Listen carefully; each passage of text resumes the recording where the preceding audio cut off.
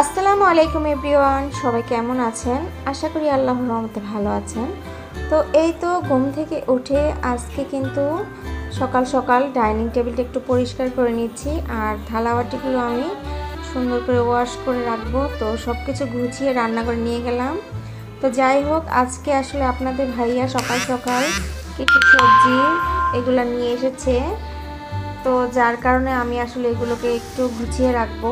আর বাহিরে আসলে কয়েকদিন যাবত বৃষ্টি হচ্ছে, তো বৃষ্টির কারণে আমি আসলে আজকে এই সবজিগুলো রান্না করব না। তো এগুলো একটু সুন্দর করে গুছিয়ে রাখি, আর নয়তো এগুলোর মধ্যে কিন্তু অনেক পানি দিয়ে রাখে।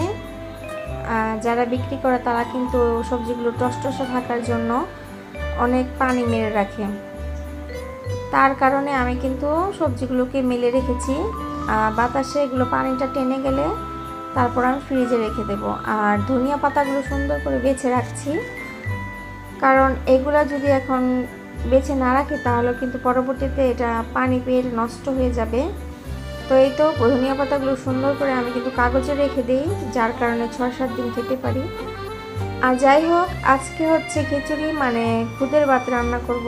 খুদ দিয়ে আলু, ডাল, মশারির ডাল, মশলা এগুলো দিয়ে আসলে 3-4 পদের ভর্তা তৈরি করব। তো ভিডিওটা ভালো লাগলে অবশ্যই পাশে থাকবেন, আর প্লিজ সবাই লাইক, কমেন্ট এবং সাবস্ক্রাইব করে দিবেন।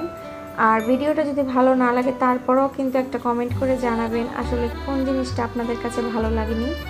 তো যাই হোক, এই তো বৃষ্টির মধ্যে গরম গরম খুদের ভাত আর ডিম ভাজা, আর সাথে 3 পদের ভর্তা করে নিয়েছি। শুটকির ভর্তা, চিংড়ি শুটকি, পুঁটি শুটকি আর কালিজিরা। তো আজকে এই পর্যন্ত, আল্লাহ হাফিজ।